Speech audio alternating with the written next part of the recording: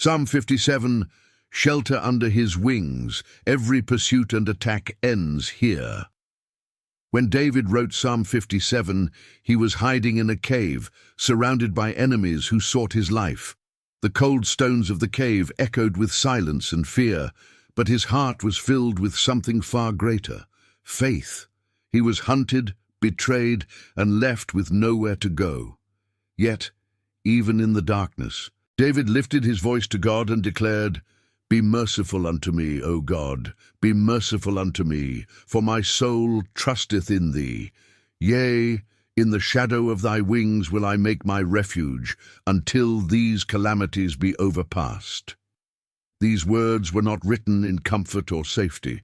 They were carved out of desperation, but also out of unshakable confidence that God was still in control. Psalm 57 is not merely a historical record of David's fear or courage. It is a living word, a divine key for those who today feel surrounded, pursued, misunderstood, or spiritually attacked. It teaches us that God's wings are not a poetic image, but a real, invisible refuge for the soul that trusts him. His presence is a fortress stronger than any enemy, any trap, any word spoken against us. Every believer at some point in life will walk through the cave season. It's the time when everything seems to be collapsing, when enemies rise without cause, when betrayal cuts deep, and the heart cries, "Why, Lord?" But it is in that same place that the wings of God unfold, the sacred shelter where the hunted become hidden, the wounded are healed, and the pursued become protected by divine mercy. In this message inspired by Psalm 57, we will explore 5 divine revelations that unfold under his wings. Each one is a step of transformation, from fear to faith, from pursuit to peace, from despair to divine victory. When you understand the mystery of his protection, you realize that every pursuit against you ends where his presence begins. Let us go deeper into the first truth hidden within this psalm. The cave is not your end, it is your preparation for promotion. When David entered the cave, he was not only running from Saul, he was running toward destiny. God allowed the pursuit not to destroy him, but to refine him. Many times, what feels like a punishment is actually the preparation for promotion. The cave represents the place of transition, the place between the anointing and the appointing, between the promise and the fulfillment. In 1 Samuel 24, David finds himself hiding in the cave of En-Gedi. He had already been anointed as king by the prophet Samuel, yet he was still living like a fugitive. How can someone chosen by God be chased by men? How can the anointed live in hiding while the rejected still reigns? These questions echo in the hearts of many believers today. You know you are chosen, yet life seems unfair. You have a promise, but you face persecution. You have faith, but you are surrounded by fear. God, however, never wastes a cave. Every cave in Scripture is a classroom of character.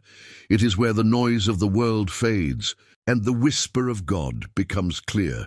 When David entered that dark place, his external world collapsed, but his internal world began to awaken. Psalm 57 begins with David crying for mercy, but by the end of the psalm, he is singing with praise. My heart is fixed, O God, my heart is fixed, I will sing and give praise. The same cave that began with trembling ends with triumph. This is the divine pattern. Before the crown there is always a cave. Before public elevation there is private refinement. The cave exposes what comfort conceals. It strips away pride, dependence on people, and self-confidence until all that remains is faith in God alone. When you are in your own cave, it may feel like isolation, rejection, or abandonment. But God's hand is crafting strength in silence. While the world sees confinement, heaven sees consecration. While men think you are hiding, God says you are being hidden for the appointed time. Even Jesus withdrew to solitary places before manifesting his greatest miracles. Moses fled to the wilderness before confronting Pharaoh. Joseph sat in prison before ruling Egypt. David's cave was the furnace that refined the heart of a shepherd into the heart of a king. The cave also protects you from premature exposure. God hides his treasures until the appointed time. If David had taken the throne before enduring the cave, he would have lacked the humility and endurance needed to sustain it. Many people want the promise, but not the process. But the process is what makes the promise sustainable. You cannot carry the weight of kingship with the heart of a shepherd who has never been broken. In your darkest hours, when you feel forgotten, remember that the cave is God's cocoon. It looks like death to your dreams, but it's actually transformation. Inside, God is developing the wings of your spirit, preparing you to soar above what once hunted you. Every pursuit has a divine expiration date. Saul's chase did not last forever. There came a moment when God said, "Enough." When the time is fulfilled, the same hand that hid you will reveal you. The same God who allowed you to be chased will cause your enemies to lose your trail. When God hides you, even hell cannot find you.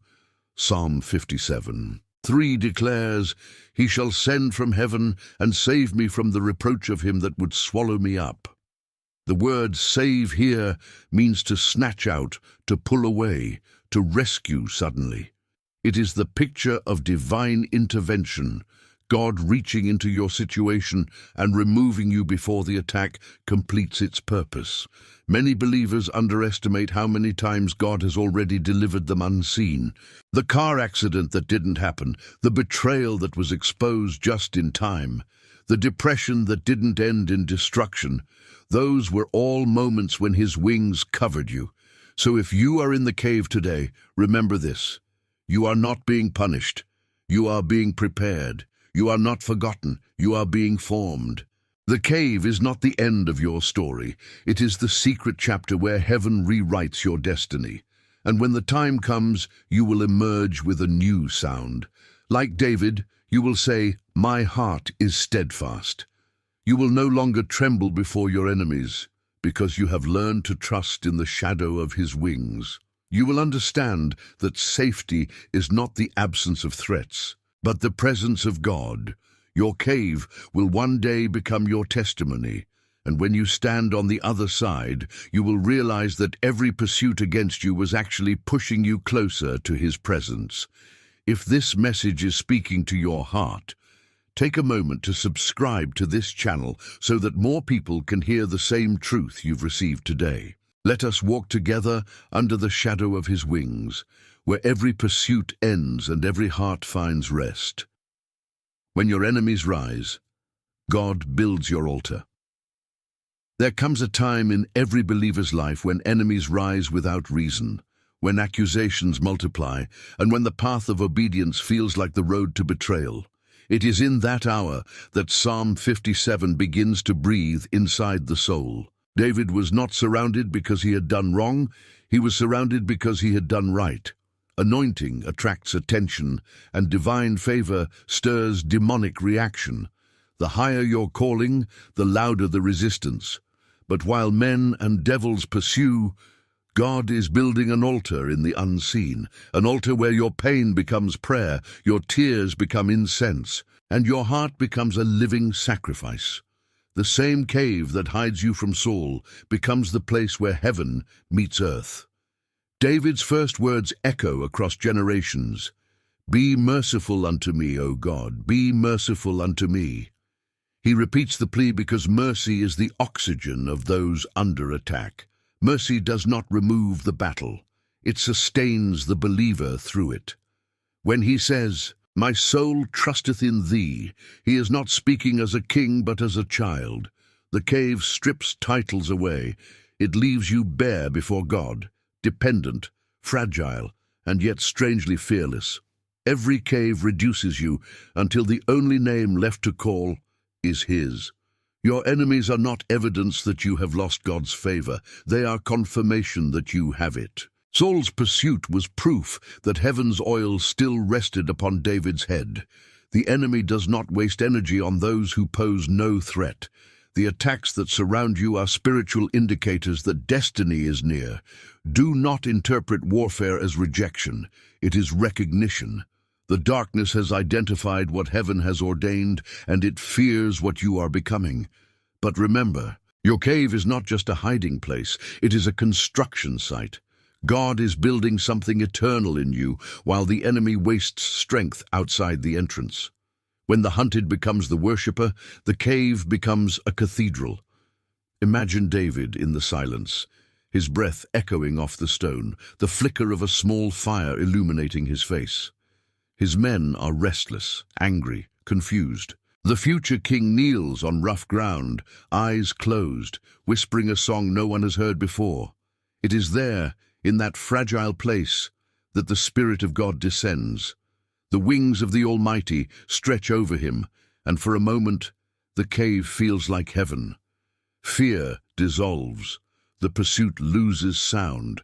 David realizes that protection is not a place, it is a presence.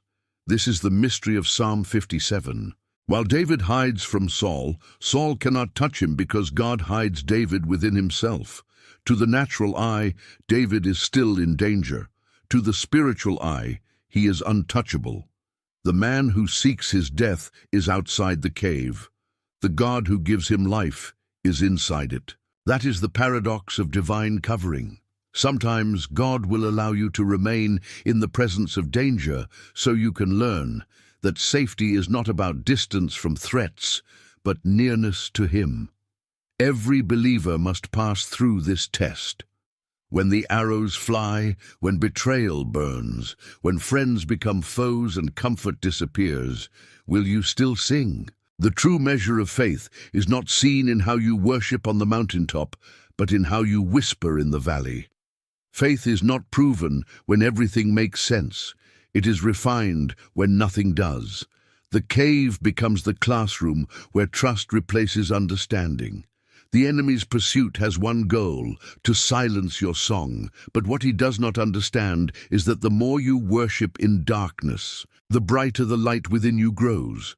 David's song in Psalm 57 is not the sound of survival, it is the sound of sovereignty. Every line is warfare disguised as worship. When he declares, "I will take refuge in the shadow of thy wings until these calamities be overpast," he is not describing a place, he is invoking divine strategy. Worship is how heaven fights back. You must realize that your enemies are not interruptions to destiny, they are instruments in its fulfillment. Without Saul, David would not have learned restraint. Without pursuit, he would not have learned prayer. Without isolation, he would not have discovered intimacy. God allows pressure not to break you, but to produce something holy within you. The pursuit creates the posture of dependence. It bends your knees until your will bows to His. That is when heaven whispers secrets reserved for those who dwell in the shadow of His wings. Many people misinterpret divine delay. They think God has forgotten them, but the truth is, He is forming them. Before David could hold the crown, he had to hold his composure. Before he could sit on the throne, he had to learn to sit in silence. Power without patience destroys kings. The cave was the place where impulse was crucified and character was resurrected. Every delay hides design. The hands of God never stop working, even when you cannot see motion. The presence of enemies also reveals the motives of your heart. It exposes whether you seek God's protection for His presence or merely for His provision. When you pray for deliverance, do you desire safety more than sanctity? David learned that it was better to have God in the cave than to have the throne without Him. That revelation changes everything. When you value the presence above promotion, God can trust you with both. The pursuit tests your vision. It forces you to look beyond what surrounds you and see who surrounds you. Psalm 34, written in a similar season, declares, "The angel of the Lord encamps around those who fear Him and delivers them." You may feel outnumbered, but heaven has armies. The wings of God are not poetic, they are military. Underneath them, angels move at His command. When David said, In the shadow of thy wings, he was declaring, I stand beneath command. To be hidden under God's wings is to be stationed under divine authority. Do not fear the multitude that rises against you. Every arrow has a limit. Every tongue has a leash. God allows your enemies to approach only close enough to reveal his protection. He lets them draw their weapons so that when they fall, you will know it was not your strength, but his mercy that saved you. The shadow of his wings is not the absence of battle. It is the assurance of outcome. The pursuit also purifies motives. There are songs you can only sing after pain has stripped away pride. Before the cave, David's music celebrated victory. In the cave, it celebrates survival. That transition is sacred when your worship shifts from triumph to trust. You are no longer singing for applause. You are singing for alignment.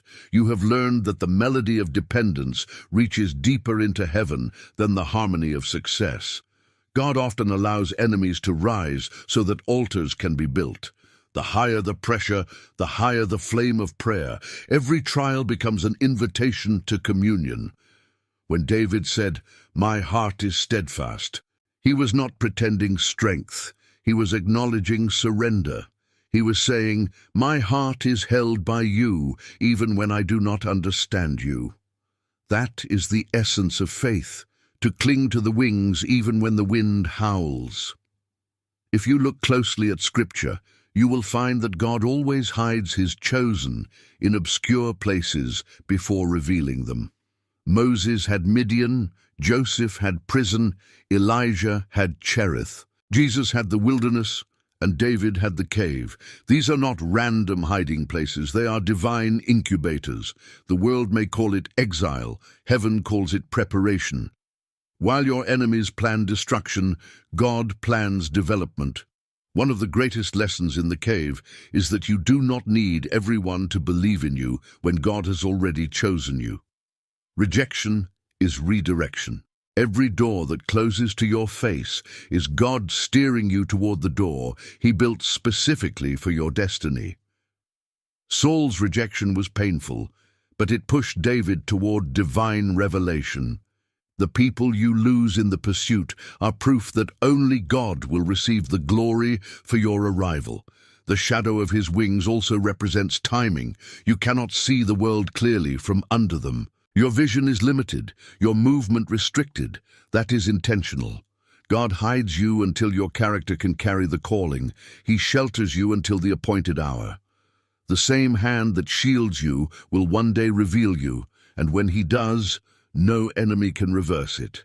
The waiting is where faith matures. It teaches you to depend on promises rather than proofs. David did not need a sign to believe that God would deliver him. He had a word. When the anointing oil touched his head years earlier, heaven had already written his destiny. The pursuit did not cancel the prophecy, it confirmed it. The distance between the anointing and the appointing is the proving ground of patience. Perhaps you are reading this while walking through your own cave. You feel hunted by situations, misunderstood by people, abandoned by friends. Remember this: the shadow you see above you is not the shadow of threat. It is the shadow of wings. You are not buried, you are covered. You are not forgotten, you are hidden. The same God who wrote Psalm 57 through David is writing a psalm through your life right now. Each tear is a verse, each sigh a melody. And one day, others will read your testimony and find their own refuge. The pursuit may feel endless, but it has an appointed end. God always sets boundaries for the enemy. There will come a night when the voices outside the cave grow silent. The same Saul who hunted David eventually fell by his own sword. Those who dig pits for the righteous fall into them by the law of divine justice. Your job is not to fight for vindication. Your job is to remain under the wings. God will defend what he has destined. As you dwell there, you begin to sense something changing. Fear no longer feels final. The air of the cave feels charged with presence. You realize that the same God who anointed you is now accompanying you. You are not waiting for deliverance. You are already inside it. His mercy is not coming. It has arrived. The shadow becomes light from another world, and suddenly the cave becomes holy ground. This is where your enemies lose power, when you stop focusing on what they are doing and start focusing on what God is forming.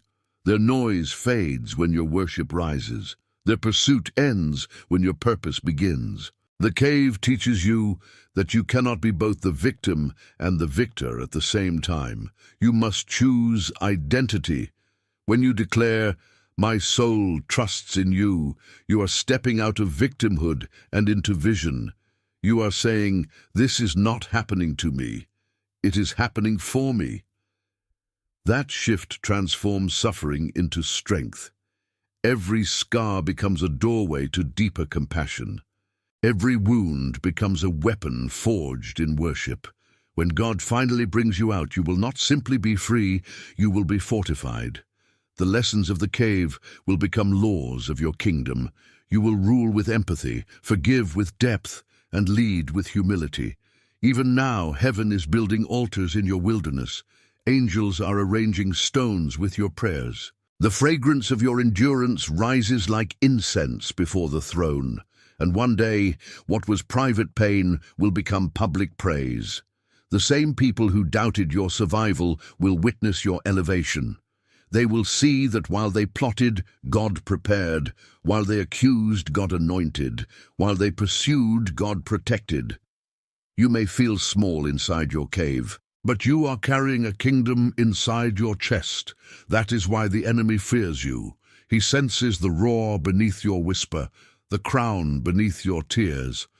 Every time you pray instead of panic, every time you forgive instead of fight, every time you wait instead of run, the throne within you grows stronger. You are not being delayed, you are being developed. So lift your eyes toward the unseen wings and whisper like David did, "Be merciful unto me, O God." Say it until the tremor in your voice becomes a song. Say it until your cave becomes a cathedral. Say it until the sound of pursuit fades into the background of divine presence. The wings that cover you are eternal. No weapon can tear them, no curse can pierce them, no darkness can outlast them. The pursuit will end. The cave will open, the dawn will break, and when it does, you will step out not as a victim of circumstance, but as a vessel of glory. Your enemies will vanish, but your song will remain. The shadow that once hid you will become the banner that identifies you. You will say, as David did, "My heart is steadfast, O God," and heaven will echo the words back, confirming that you have passed the test. If this message has spoken to your soul and reminded you that even in pursuit, God is preparing your promotion, take a moment to subscribe to this channel so that these truths continue to strengthen your spirit. Together, we will remain under the shadow of His wings, where every pursuit ends and every heart learns to trust again. When God rises, every enemy falls. There is a mysterious turning point in Psalm 57, where David, once trembling and hunted, shifts from crying to commanding. In verse 5, he declares with spiritual authority, "Be exalted, O God, above the heavens. Let your glory be over all the earth." These words are not the cry of a victim. They are the decree of a warrior who has remembered who fights for him. At that moment, the psalm stops being a song of fear and becomes a proclamation of faith. This is the transition every believer must experience, from being overwhelmed by the attack to realizing that the battle belongs to God. When God rises, everything that has been pursuing you begins to collapse. You may not see it instantly, but the spiritual realm starts to shift. Heaven never ignores a heart that exalts God in the middle of chaos. Praise in adversity is not a reaction, it is a weapon. The moment David said, "Be exalted, O God," he was not describing his situation. He was declaring his alignment. His soul rose above the cave, above Saul's army, above fear itself. He refused to magnify the enemy and chose to magnify God. That is the moment when heaven moves. There is a divine law in the Spirit. Whatever you exalt becomes dominant in your life. If you exalt fear, fear will rule you. If you exalt pain, pain will define you. But if you exalt God, His presence will overshadow every storm. David was still surrounded by danger when he declared those words, but the atmosphere shifted. His situation had not changed, but his position had. He moved from victim to victor, from the hunted to the hidden, from fear to faith. That is the secret of the shadow of his wings. It is the place where perspective changes. When God arises in your life, your enemies lose their authority. Psalm 68:1 says, "Let God arise, let his enemies be scattered." This verse is not just poetic, it is prophetic. It means that when God is exalted in your heart, everything that has been chasing you begins to lose its grip. The arrows lose direction. The plans of darkness crumble. The mouth of the accuser closes. You are not fighting alone. You are covered by a presence that darkness cannot penetrate. Every believer must learn this truth. Spiritual warfare is won through worship, not worry. David could have spent his time analyzing Saul's strategies, calculating escape routes, or lamenting his circumstances. Instead, he chose to lift his voice in praise. Worship is not ignorance of danger. It is the refusal to give danger power over your spirit. When you praise God in the cave, you remind every demon that your trust has not been broken. You tell the heavens that your allegiance is unshaken. You announce that your faith is stronger than your fear. That sound confuses the enemy because he expects silence, surrender, or despair.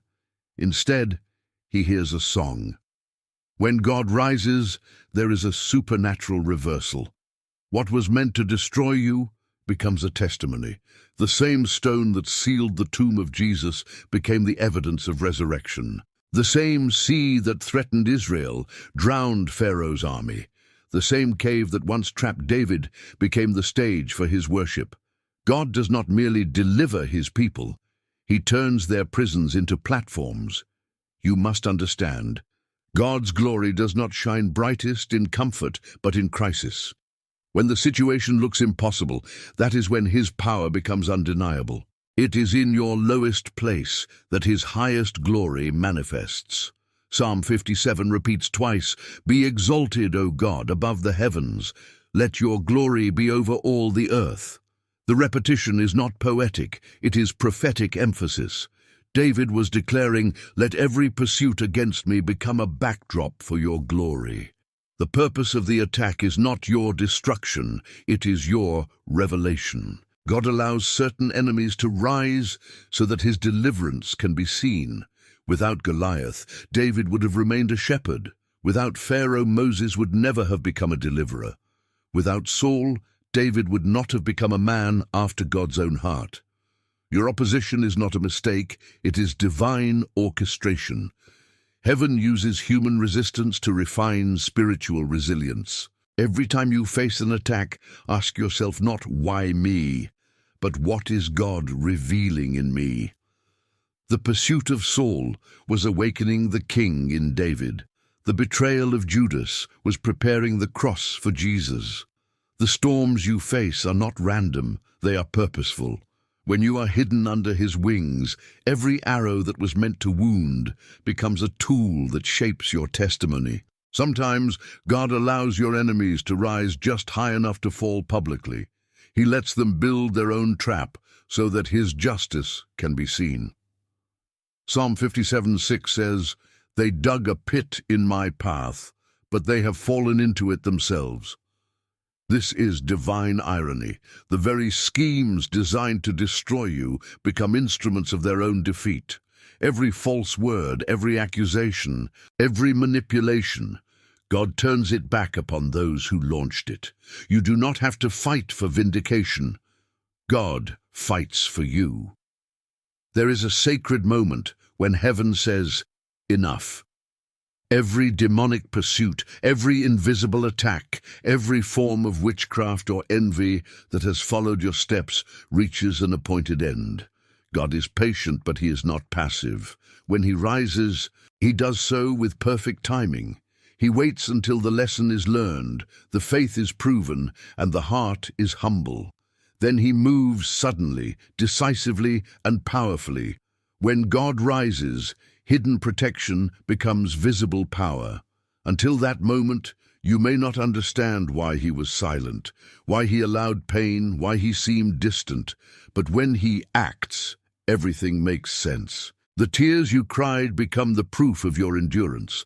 The loneliness you felt becomes the sign of his selection. The delay becomes the demonstration of divine precision. You must remember that God does not deliver you from every storm. He delivers you through it.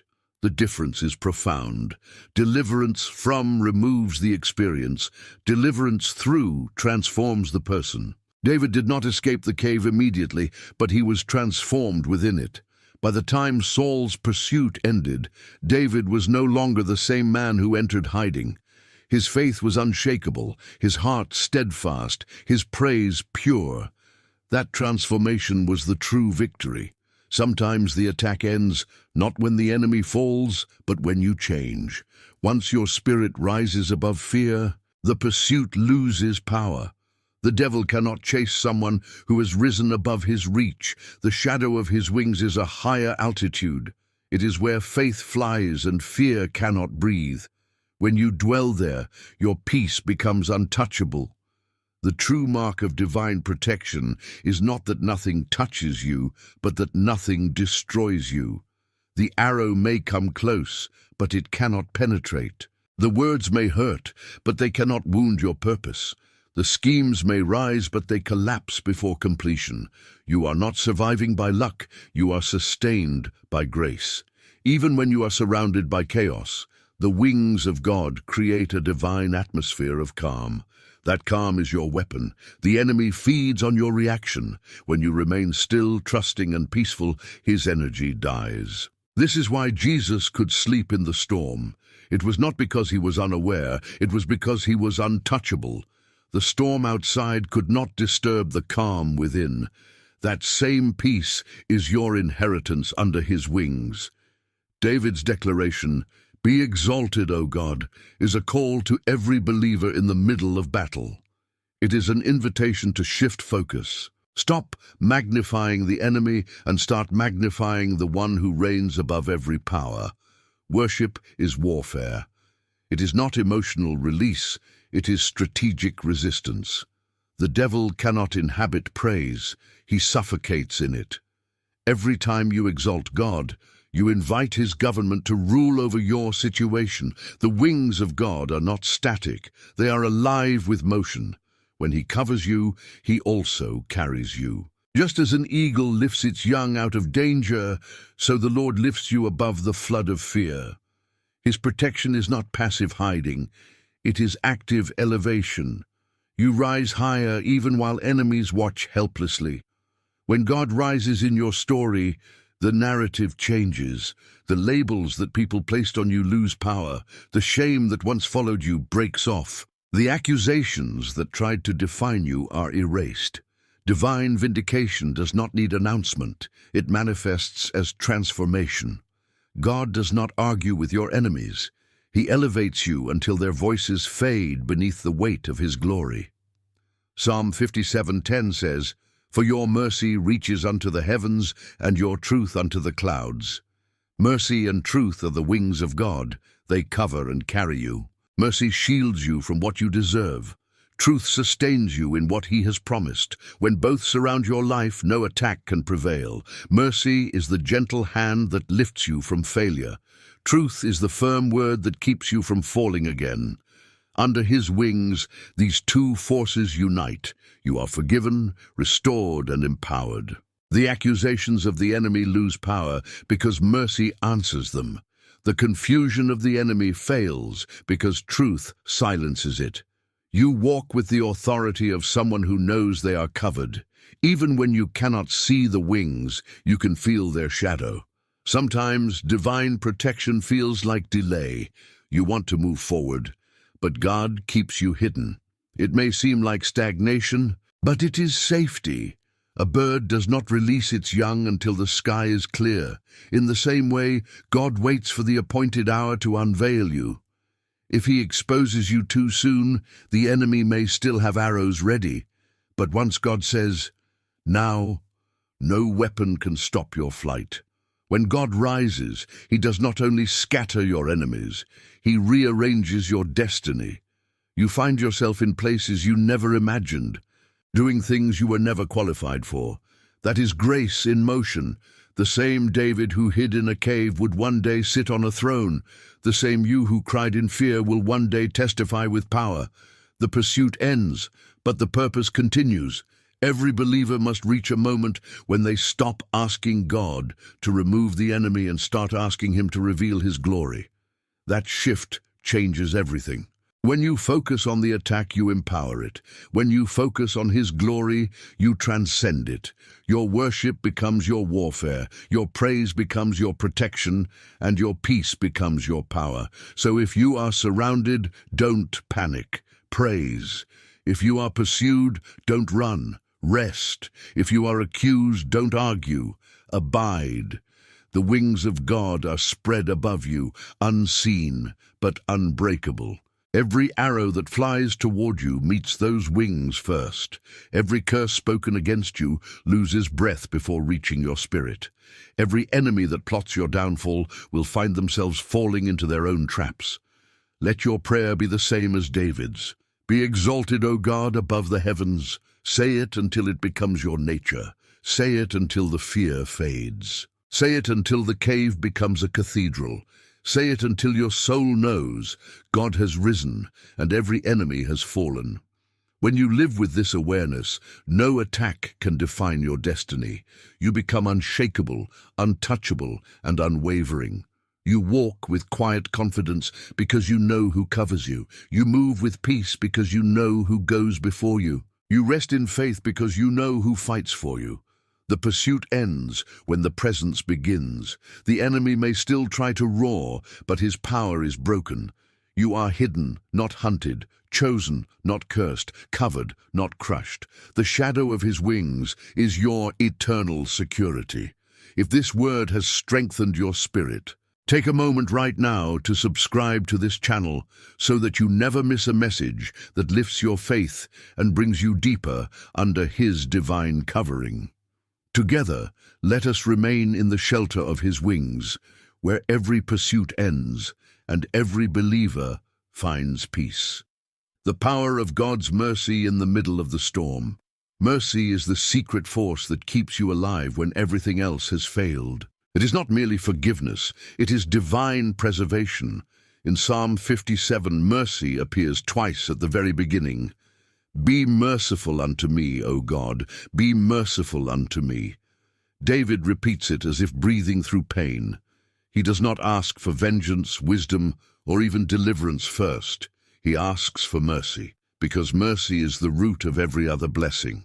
Without it, we could not stand in the presence of holiness. With it, we can survive any storm. Mercy is the invisible shield that intercepts judgment before it reaches you. It is the reason why the arrow that should have pierced your heart stops mid-air. Mercy bends the course of events, softens the edge of consequence, and turns what was meant for destruction into redemption. When the storms of pursuit rise, the natural instinct is to fight, run, or hide, but mercy invites you to rest. It says, "Let me cover you while you wait." In the middle of the cave, David understood that no human strategy could guarantee safety. Saul had soldiers, resources, and power, but David had mercy. Mercy is not fair, it is divine imbalance in your favor. It shifts the scales of justice until grace outweighs guilt. It is what turns a sinner into a saint, a fugitive into a king. To understand mercy, you must look beyond sentiment and see its divine logic. Mercy is not weakness, it is the manifestation of strength restrained by love. When God extends mercy, he is not ignoring sin or injustice, he is absorbing it into himself. The cross is the ultimate revelation of this mystery. There, justice and mercy met without contradiction. the wrath of holiness and the tenderness of compassion embraced. The blood that fell was justice satisfied and mercy released. Every time you cry out, "Have mercy on me," heaven remembers that cross, and the same covering that protected David in the cave surrounds you now. Mercy teaches you to interpret pain differently. What you call punishment may be protection. What you see as delay may be divine redirection.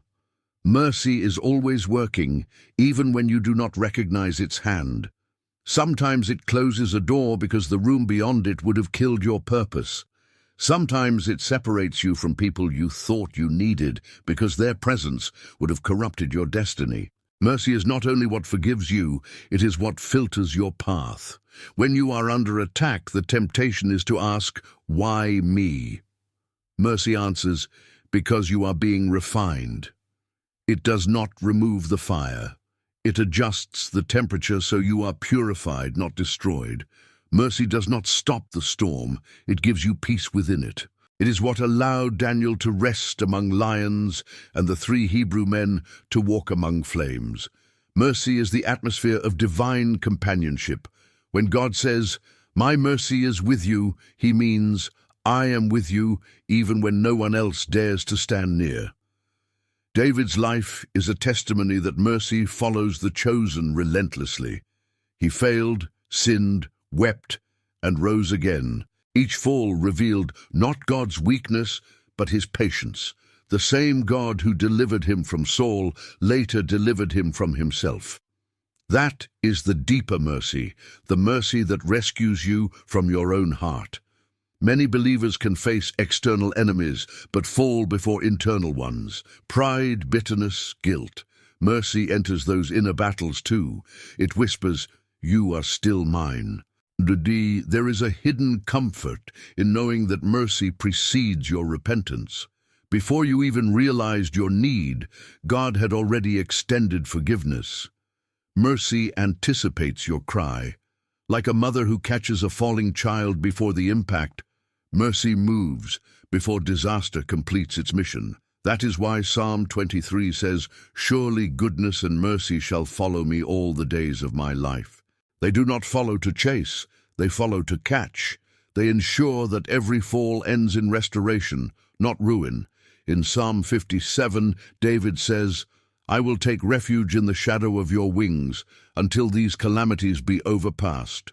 Mercy is the space between the wings, the place of suspension where time and judgment pause. The calamities will pass, but the wings remain. Mercy teaches endurance. It whispers, "Wait, the storm has an expiration date." When you rest under those wings, you are no longer racing the storm, you are outlasting it. The power of mercy also dismantles accusation. Every pursuit of the enemy begins with a lie, that you are alone, unworthy, or abandoned. Mercy silences those lies with truth. It declares, "You are covered." When Satan stood before God to accuse Job, he could not touch him until the hedge was lowered. That hedge is mercy. It surrounds your life invisibly. Even when you make mistakes, mercy stands as the advocate that says, "Yes, but the blood speaks better things." If you listen carefully, mercy has a sound. It is the heartbeat of God. Every pulse says, "Still mine, still loved, still destined." When you feel condemnation crushing your soul, listen for that rhythm. It reminds you that divine patience has not expired. God is not shocked by your weakness. He has already factored it into his plan for your redemption. Mercy ensures that failure is never final for those who return. There is a sacred strength in acknowledging dependence on mercy. Pride resists it. Humility welcomes it. Pride says, "I will prove I deserve forgiveness." And mercy says, "You never could, but I will still love you." This humility attracts divine attention. God cannot resist a contrite heart because mercy is magnetized by brokenness. The lower you bow, the closer his wings come. To live under mercy is to live without pretense. You no longer need to perform for acceptance. You worship not to earn favor, but because you already have it. That freedom terrifies the enemy because he thrives on guilt. He knows that a believer conscious of mercy cannot be manipulated by shame. When you know you are forgiven, you stop hiding and start healing. Mercy is also generational. It does not end with you. It travels through your lineage. David's cry for mercy opened a covenant that reached Solomon, and through Solomon, Christ. Every time you choose forgiveness over revenge, you release mercy into your bloodline. The curse of retaliation breaks, and the legacy of compassion begins. That is why Jesus said, "Blessed are the merciful, for they shall obtain mercy." Mercy multiplies in those who give it. When you extend mercy to others, you imitate God's nature. It is easy to demand justice when you have been wronged, but mercy remembers how much you were spared. Forgiveness does not excuse behavior. It releases your soul from bondage. The moment you choose mercy over revenge, the chains that held both you and your offender lose power. Vengeance keeps you tied to the event. Mercy frees you to move forward. David could have killed Saul in the cave. The opportunity was perfect. His men even urged him to do it. But mercy restrained his hand. That restraint changed history. In sparing Saul, David demonstrated he was already a king, not by throne but by heart. True authority is revealed in how you treat your enemies when they are vulnerable. Mercy is not weakness. It is wisdom that knows God's justice needs no human assistance. If you are in a season where those who hurt you seem to prosper, remember that mercy is not blindness. It is trust. You are saying, "I believe God will handle this better than I ever could." The one who hides under his wings leaves room for divine timing. Mercy's justice is slow, but perfect. When it acts, it heals what vengeance would destroy. There is also mercy in divine delays. You may think God is late, but mercy knows the precise moment to manifest. Had he acted earlier, you might have lost the lesson. Had he waited longer, you might have lost faith. Mercy balances both.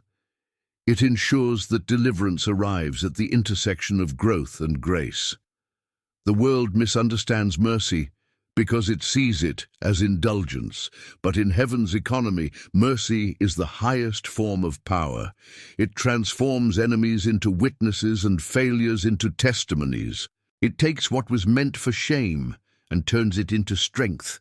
The more you have fallen, the greater the platform for mercy to display God's faithfulness. You must train your heart to recognize mercy in disguise. Sometimes it appears as rejection. When people walk away, mercy may have dismissed them. Sometimes it appears as sickness that slowed you down long enough to save you from a worse path. Sometimes it appears as loss that makes room for something higher. Mercy always has meaning, even when pain hides it. The wings of God are made of mercy and truth, two forces that never separate. Mercy covers, truth corrects. One without the other is incomplete. Mercy without truth becomes tolerance. Truth without mercy becomes tyranny. In balance, they create transformation. When you hide under his wings, you are not escaping truth. You are encountering it safely. God reveals your faults not to shame you, but to shape you. Every believer must learn to dwell in that tension, safe yet stretched, forgiven yet refined. Mercy gives you the space to change without fear of rejection. It says, "You are covered while you grow." That assurance breeds endurance. You no longer crumble under correction because you know it comes from love. Mercy also teaches gratitude. When you realize how much worse things could have been, your complaints fade. You begin to thank God, not only for what he gave, but for what he withheld. Gratitude turns survival into worship. It transforms memory into melody. The cave becomes a cathedral because mercy has visited it. At some point, every pursuit ends not with the fall of enemies, but with the rise of gratitude. When you look back and see the countless times you were spared, you understand that mercy was your most faithful companion. You may not have deserved deliverance, but you received it. That realization humbles you into deeper trust. Even in eternity, mercy will still speak. Revelation describes the redeemed singing, "Worthy is the Lamb." That song is not of achievement but of amazement, that mercy triumphed over judgment forever. Every scar, every tear, every trial will echo that truth. Mercy carried you when strength failed, covered you when shame rose, and lifted you when the world pushed you down. To dwell under mercy is to live unafraid of tomorrow. You understand that even if storms return, the same wings remain. The same God who shielded David in the cave shelters you now. The pursuit may look different, financial, emotional, spiritual, but the protection is identical. His wings have not aged. They still stretch wide enough for every believer who runs to them. So when accusations arise, whisper, "Mercy." When fear knocks, answer, "Mercy." When you fall, rise and say, "Mercy still covers me." This confession keeps the shadow alive over your life. It invites divine defense into human weakness. The enemy cannot enter where mercy reigns, because mercy reminds him of the blood he could not stop. Let mercy become your language. Speak it over your home, your children, your decisions. Let every dawn begin with gratitude that you woke up under mercy again. It is renewed every morning, because yesterday's grace was enough for yesterday's battles, but today requires fresh covering. You breathe because mercy allows it. You hope because mercy sustains it. When David finally left the cave, he carried mercy as a mantle. It changed how he ruled, how he forgave, how he worshipped. That is the true victory of Psalm 57, not merely escape but transformation. The pursued became the protector. The man who once begged for mercy became a conduit of it. That is the destiny of everyone who hides under God's wings, to become wings for others. The more you understand mercy, the less you fear men. Their opinions lose weight because only one voice defines you, the one who calls you beloved despite your flaws. That security frees you to love boldly, forgive freely, and live fearlessly. Mercy produces maturity. It transforms reaction into reflection.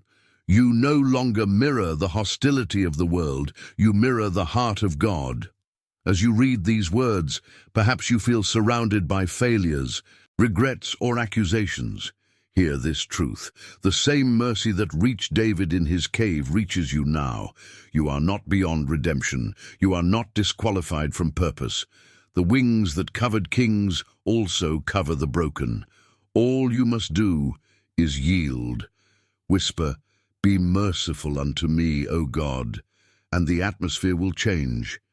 The shadow will fall again, soft and sure, over your weary heart. When you emerge from your storm, carry mercy with you. Let it shape how you speak, decide, and lead. The world does not need more power. It needs more mercy. Power controls. Mercy heals. Power divides. Mercy reconciles. Power intimidates. Mercy invites. That is the kingdom David glimpsed under the wings, and that is the kingdom you are called to manifest. Therefore, remain under the covering until the calamity passes. Do not rush the process. Every tear that falls under mercy becomes a seed of restoration. Every sleepless night becomes the soil of future peace. Every unanswered question becomes a doorway to deeper revelation. Mercy wastes nothing. When you look back years from now, you will understand that the cave was not where you lost everything. It was where you found mercy itself.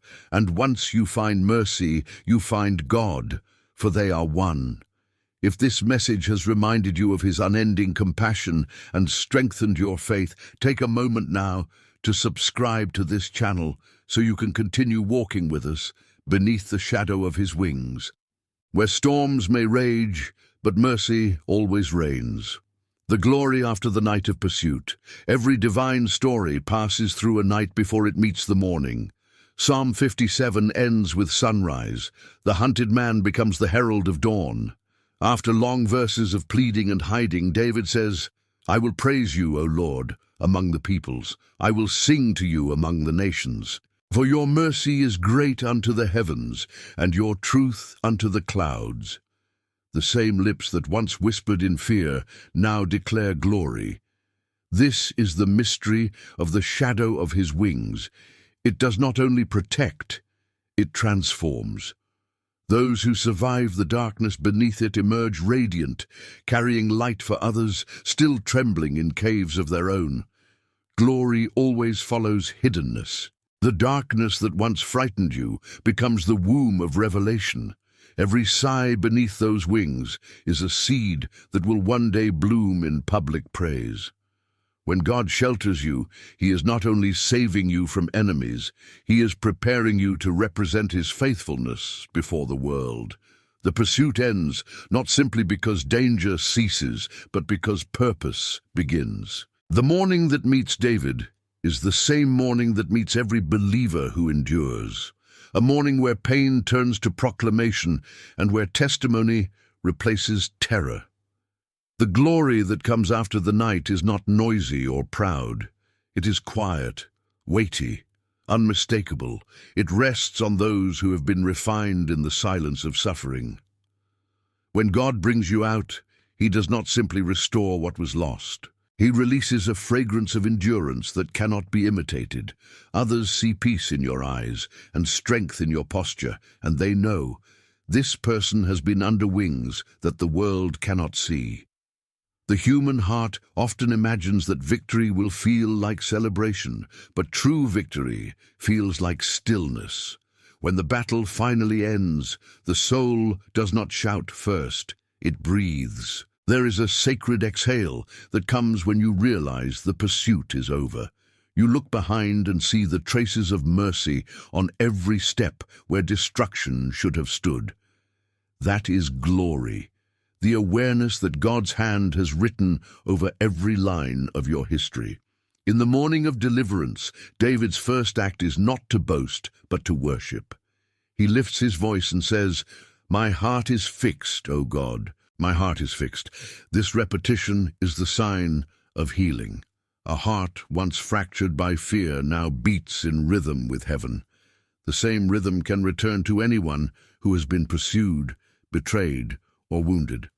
When the pursuit ends, you discover that stability was never the absence of danger, it was the presence of devotion. The fixed heart is the real miracle. There is also restoration in divine timing. When God ends a pursuit, he does not rewind your life to where you were before the pain. He advances you to where you could never have gone without it. Every tear becomes a teacher, every loss a ladder. The nights you thought were wasted become the foundation of wisdom. You speak differently, love differently, decide differently. The cave was your school, and the dawn is your graduation. Glory is not an event. It is a state of awareness where you recognize God in everything. When David steps out of hiding, he does not only see sunlight, he sees symbolism. The morning sky mirrors his soul. The golden light touching the desert rocks becomes the reflection of the mercy that touched his heart. Every color seems to say, "You were never abandoned." That realization becomes worship. God's glory after pursuit is deeply personal. He does not display it in spectacle, but in serenity. He rewrites your countenance before he rewrites your circumstances. People may not even notice the change immediately, but heaven does. There is a new weight in your words, a gentleness in your tone, a clarity in your gaze. You have seen God in the dark. Therefore, no light will ever blind you again. When the enemy pursues, he intends to wear you out. But when God delivers, he does not merely restore strength, he multiplies it. Isaiah 40:31 echoes the same truth.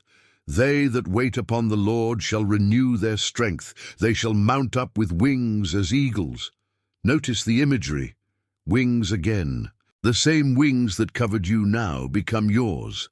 What once sheltered you now empowers you. You rise not only protected, but transformed into a reflection of the protector. The hunter cannot pursue an eagle that has learned to soar above his reach. This is the ultimate fulfillment of Psalm 57, transformation from hiding to height. David's praise among the nations is not arrogance, it is assignment. He is no longer running from Saul, he is running with purpose. The man who once whispered prayers in isolation now sings psalms that will echo through millennia. That is the power of post-pursuit glory. It produces something eternal. Your private pain becomes public prophecy. Every cave becomes a cathedral because your song carries the sound of survival. Yet glory also brings new responsibility. Those who have been sheltered must become shelter for others. The wings that once covered you now unfold through your compassion. You speak softly to the fearful because you remember what fear felt like. You forgive quickly because you remember how mercy rescued you. You walk humbly because you know the ground beneath your feet once trembled. That is how God multiplies protection across generations, through hearts transformed by mercy. There will be times after deliverance when memories of pursuit return like ghosts. Do not be afraid of them. They are reminders, not threats. They prove that darkness is now powerless to harm you. When they appear, lift your eyes and repeat David's final refrain, "Be exalted, O God, above the heavens." In praise is the language that keeps victory alive. It prevents nostalgia from becoming fear again. It keeps your gaze upward where the wings still spread. One of the greatest signs that a pursuit has truly ended is when you can bless those who once chased you. David eventually mourned Saul's death. He called him the anointed of the Lord. And this is divine maturity, the ability to see purpose in persecution. When you can thank God for what hurt you, the wound has become a well. You draw wisdom from it instead of bitterness. That is the highest form of deliverance. God's glory often manifests through paradox. He raises you by first humbling you, strengthens you by first emptying you, and reveals himself by first hiding you. When the process completes, you stand astonished. The same cave that once smelled of fear becomes fragrant with gratitude. You realize that nothing was wasted, not the sleepless nights, not the tears, not the unanswered prayers. Each moment carried you closer to revelation. In hindsight, the pursuit was grace in disguise. Glory also alters your prayer life. You stop praying merely for escape. You begin praying for endurance. You no longer beg for safety, you ask for steadfastness. The language of panic gives way to the language of praise. You begin to pray not from earth toward heaven, but from heaven toward earth, declaring what you have already seen under his wings. That authority terrifies darkness because it comes from experience. When glory settles, fear loses vocabulary. You no longer define yourself by what threatened you, but by who preserved you. That identity becomes armor. It allows you to walk through new challenges without collapsing under their weight. You carry the memory of deliverance like a shield of light. Every future attack meets the reflection of that glory and recoils. The devil recognizes seasoned believers because they no longer react, they rest. The end of pursuit is not retirement from battle, it is graduation to trust. You learn to discern which storms require movement and which require stillness. Sometimes God calls you to fight, sometimes he calls you to hide. Wisdom is knowing that both can be obedience. When you are under his wings, even waiting becomes warfare. Your stillness says, "I believe God will rise again." And then that belief alone weakens every power of darkness. Glory has another dimension, testimony. When David sings among the nations, he is not merely celebrating, he is evangelizing. Every line of Psalm 57 invites others to seek the same refuge. Your story does the same. Every time you tell what God has done, you expand the shadow of his wings for someone else. Faith is contagious. Peace is persuasive. Those who hear your story begin to believe that their caves too will open to light. The glory after pursuit often comes quietly. There is no trumpet, no applause, just a sense of holy completion. You realize that vengeance no longer interests you. that explanation is unnecessary, that peace is enough. This simplicity is divine. The fewer your words, the greater your witness. People notice serenity that cannot be faked. It speaks louder than defense ever could. In this stillness, gratitude becomes your daily rhythm. Every sunrise feels personal, as if heaven painted it to remind you of deliverance. Every breath becomes thanksgiving. Even the mundane moments shimmer with meaning because you know how close you came to losing them. That awareness is glory, the ability to see eternity in ordinary things. Sometimes the greatest miracle is continuity. You are still here. The pursuit did not consume you. You are breathing, believing, becoming. The devil counts on exhaustion, but grace renews strength in secret. Each morning proves that heaven has decided your story continues. That awareness should make every small victory feel sacred. To wake up under mercy is evidence that the wings still cover you. If you find yourself emerging from a long night, do not rush to prove anything. Let peace be your proclamation.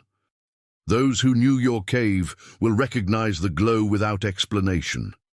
Your calm will preach louder than your words. The world respects resilience even when it cannot name its source.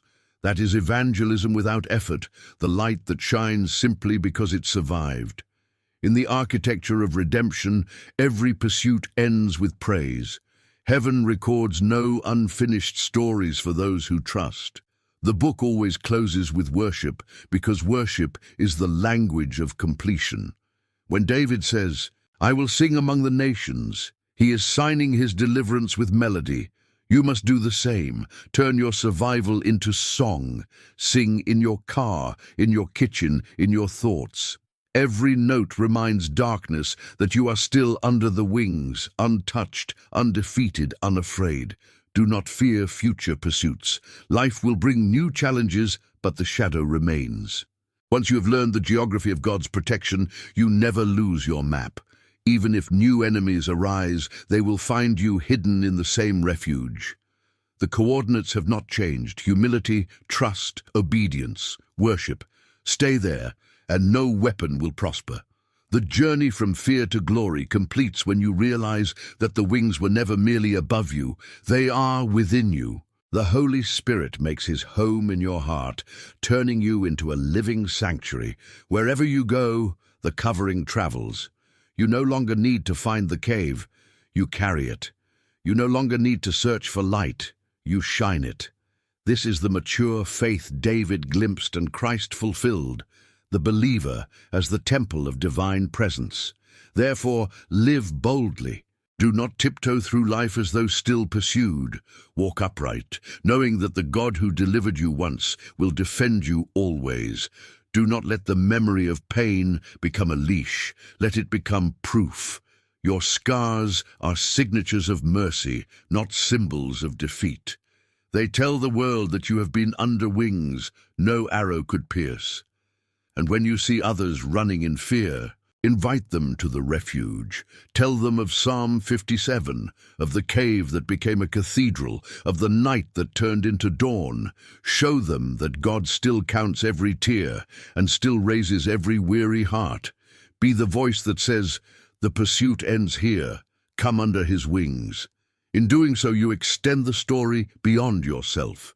You turn deliverance into legacy. If you are reading this and still feel the chase behind you, press closer to the presence. The wings have room for you. The pursuit will end, not by your cleverness, but by his command. Soon you too will step into mourning, singing the song of the delivered. My heart is fixed, O God. I will sing and give praise. And the world will know that every pursuit against a child of God must bow to his glory. If this message has touched your spirit and reminded you that there is life after pursuit, take a moment now to subscribe to this channel so you can continue walking with us beneath the shelter of his wings, where mercy never sleeps and every night ends in divine dawn.